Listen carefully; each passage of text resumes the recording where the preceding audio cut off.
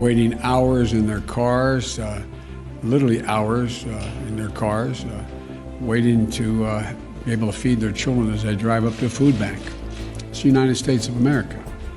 And they're waiting to feed their kids. Folks who are able to still keep their job, many have seen their paychecks reduced and they're barely hanging on and wondering what's next. Sometimes the anxiety about what's going to happen next is more consequential than what actually happened. But this is happening today in America. And this cannot be who we are as a country. These are not the values of our nation. We cannot, will not let people go hungry. We cannot let people be evicted because of nothing they did themselves. We cannot watch people lose their jobs, and we have to act. We have to act now. It's not just to meet the moral obligation to treat our fellow Americans with the dignity and respect they deserve. This is an economic imperative, a growing economic consensus that we must act decisively and boldly to grow the economy for all Americans, not just for tomorrow, but in the future. There's a growing chorus of top economists that agree that at this moment of crisis, with the interest rates as low as they are, historic lows, it is smart fiscal investment, including deficit spending, and they're more urgent than ever. You know, and that return on these investments in jobs and racial equity is going to prevent long-term economic damage and benefits that are going to far surpass their cost. If we don't act, the rest of the world is not standing still in terms of their competitive advantage or the competitive possibilities relative to us. That our debt situation will be more stable and not less stable, according to these economists, and that such investments in our people is going to strengthen our economic competitiveness as a nation and help us outcompete our competitors in the global economy, because we're going to grow the economy with these investments. While the COVID-19 package that passed in December was the first step, as I said at the time, it's just a down payment. We need more action, and we need to move fast.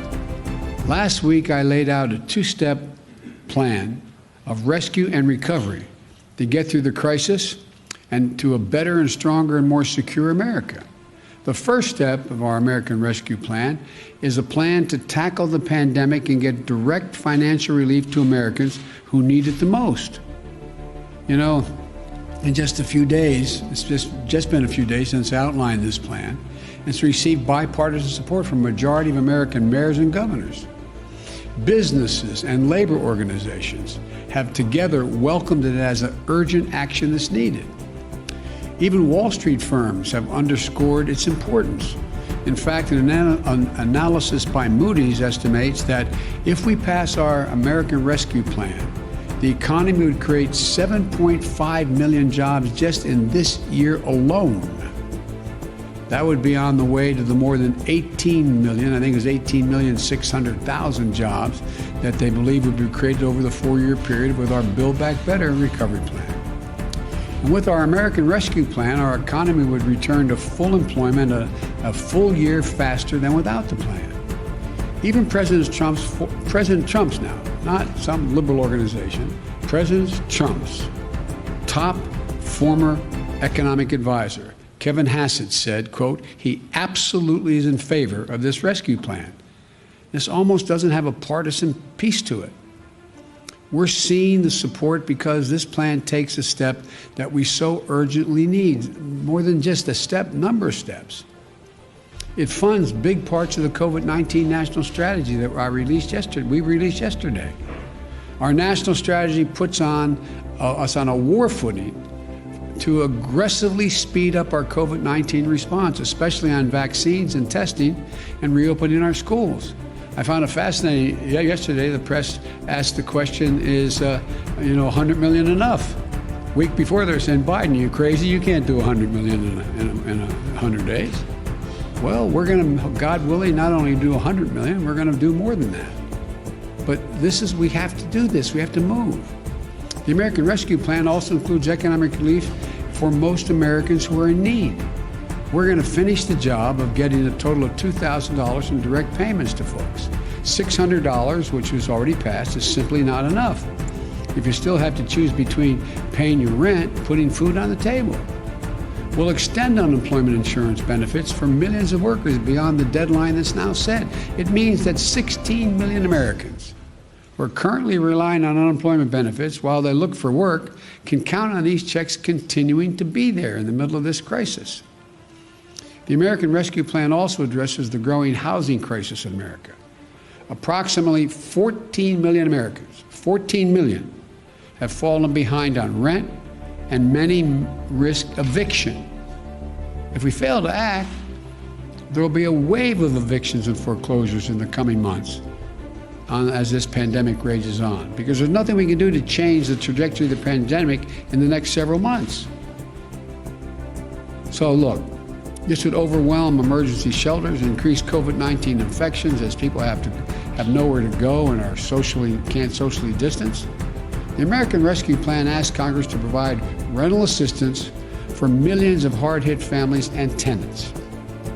This will also be a bridge to economic recovery for countless mom and pop landlords who can't afford not to have the rent. But they can't wait.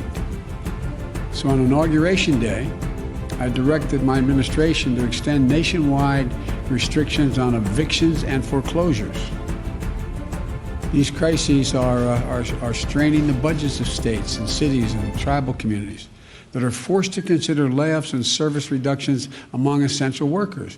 Police officers, firefighters, first responders, nurses, they're all at the risk of losing their jobs. Over the last year, more than 600,000 educators have lost their jobs in cities and towns. The American Rescue Plan will provide emergency funding to keep these essential workers on the job and maintain essential services. Look, it will also help small businesses that are the engines of our economic growth. When you say small business, most people think the major corporate entities are the ones that hire everybody. These small businesses are the glues that hold, and they're important, but these small businesses that hold the community, the glue that hold these communities together. They are hurting badly, and they account for nearly half of the entire U.S. workforce. Nearly half. Our rescue plan will provide flexible grants to help the hardest hit small businesses survive the pandemic, and low-cost capital to help entrepreneurs of all backgrounds create and maintain jobs, plus provide essential goods and services that communities so desperately depend on. Look, our recovery plan also calls for an increase in the minimum wage at least $15 an hour. No one in America should work 40 hours a week, making below the poverty line. $15 gets people above the poverty line. We have so many millions of people working 40 hours a week, and some with 2 jobs, and they're still below the poverty line. Our plan includes access to affordable child care. That's going to enable parents, particularly women, to get back to work. Millions who are not working now because they don't have that care. All told, the American Rescue Plan would lift 12 million Americans out of poverty and cut child poverty in half. That's 5 million children lifted out of poverty. Our plan will reduce poverty in the Black community by 1/3, reduce poverty in the Hispanic community by almost 40%. I look forward to working with members of Congress of both parties to move quickly to get this American Rescue Plan to the American people. And then we can move with equal urgency and bipartisanship to the second step of our economic plan, the Build Back Better, the recovery plan. It's a plan that's going to make historic investments in infrastructure, manufacturing, innovation, research and development, and clean energy, and so much more that's going to create millions more jobs, good paying jobs, not minimum wage jobs. Well, while we work with members of both parties in the Congress, there are steps that we can and must take right now. For example, on Inauguration Day, I directed my administration to pause student loan repayments for interest the interest payments for Americans with federal student loans until at least September. So they're not going to have to pay till September. They still pay the bill as it stands now, but they will not accrue interest, and they don't have to begin to pay until September. And we may have to look beyond that, I might add. Today, I'm signing an executive order that directs the whole of government effort to help millions of Americans who are badly hurting. It requires all federal agencies to do what they can do to provide relief to families, small business, and communities. And in the days ahead, I expect agencies to act. Let me touch on 2 ways these actions can help change Americans' lives. We need to tackle the growing hunger crisis in America. 1 in 7 households in America, 1 in 7, more than 1 in 5 Black and Latino households in America, report they do not have enough food to eat. That includes nearly 30 million adults and as many as 12 million children. And again, they're in this situation through no fault of their own. It's unconscionable. The American Rescue Plan provides additional emergency food and nutrition assistance for tens of millions of children and families to address this crisis. But families literally can't wait another day. As a result of the executive order I'm going to shortly sign, the Department of Agriculture will consider taking immediate steps to make it easier for the hardest hit families to enroll and claim more generous benefits in the critical food and nutrition assistance area. This is going to help tens of millions of families, especially those who can't provide meals for their kids, who are learning remotely at home, are not receiving the regular meal plans that they have at school for breakfast or lunch. We also need to protect the health and safety of the American worker. Right now, approximately 40% of households in America have at least one member with a pre-existing condition. Just imagine, you're out of work through no fault of your own. You file for unemployment while you're looking for a job. You find one, and you get an offer. But then you find out there's a high risk of you getting infected with COVID-19 because of your condition. You and your loved ones have ever even greater risk of death and serious illness because of the pre-existing conditions. So you turn it down. Right now, if you did that, you could be denied unemployment insurance because you're offered a job, you didn't take it. It's wrong. No one should have to choose between their livelihoods and their own health or the health of their loved ones in the middle of a deadly pandemic. Because of the executive order I'm about to sign, I expect the Department of Labor to guarantee the right to refuse employment that will jeopardize your health, and if you do so, you'll still be able to qualify for the insurance. That's a judgment the Labor Department will make. Look, there are just 2 consequential ways that the action I'm taking today will help people in need. Another way to help approximately 2 million veterans maintain their financial footing by pausing federal collections on overpayments and debts. Another makes sure that federal contractors who are receiving taxpayers' dollars provide their workers with the pay and benefits they deserve. These are places where federal tax dollars are administered, are being made available to build things from ships to staircases. And the federal government lets the contract, and we're going to make sure that they buy American and are made in America. And here's another. Right now, there are up to 8 million people that are eligible for direct payments from the CARES Act and the relief bill passed in December. They're entitled to those payments, but there's not an easy way for those folks to access them. So we're making it a priority today to fix that problem and get them relief they're entitled to. Look, I'm going to close and summarize this way.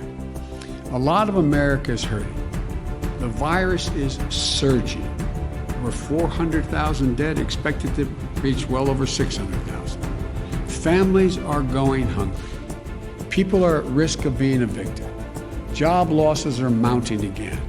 We need to act. No matter how you look at it, we need to act.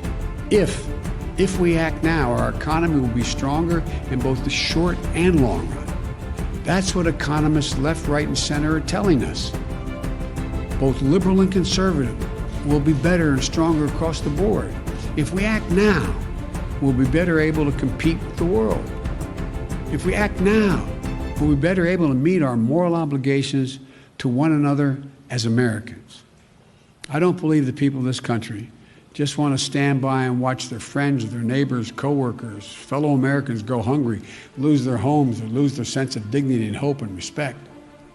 I don't believe that, especially in the middle of a pandemic that's so weakened and wreaked so much havoc and caused so much pain on America. That's not who we are. The bottom line is this: we're in a national emergency. We need to act like we're in a national emergency. So we've got to move with everything we've got. We've got to do it together. I don't believe Democrats or Republicans are going hungry and losing jobs. I believe Americans are going hungry and losing their jobs. We have the tools to fix it. We have the tools to get through this. We have the tools to get this virus under control and our economy back on track. We have the tools to help people. So let's use the tools, all of them. Use them now. So I'm going to sign this executive order, but let me conclude again by saying, folks, this is one of the cases where business, labor, Wall Street, Main Street, liberal, conservative economists know we have to act now, not only to help people who are in need now, but to allow us to be in a competitive position worldwide and be the leader of the world economy in the next year and 2 and 3 and going forward. So thank you. I'm going to sign this executive order.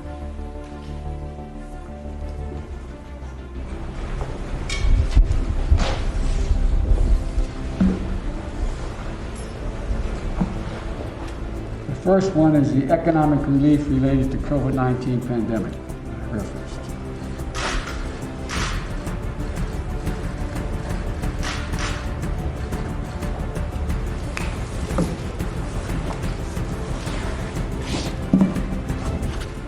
The second one is protecting the federal workforce.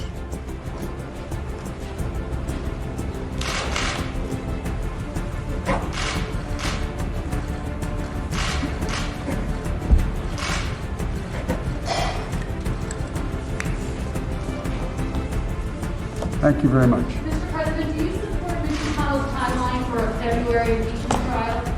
I haven't heard the detail of it, but I do think that having some time to get our administration up and running, I want to thank the Senate for passing out our Secretary of Defense. Looks like our Secretary of Treasury. Looks like our Secretary of State's in place. So the more time we have to get up and running and meet these crises, the better. Thank you.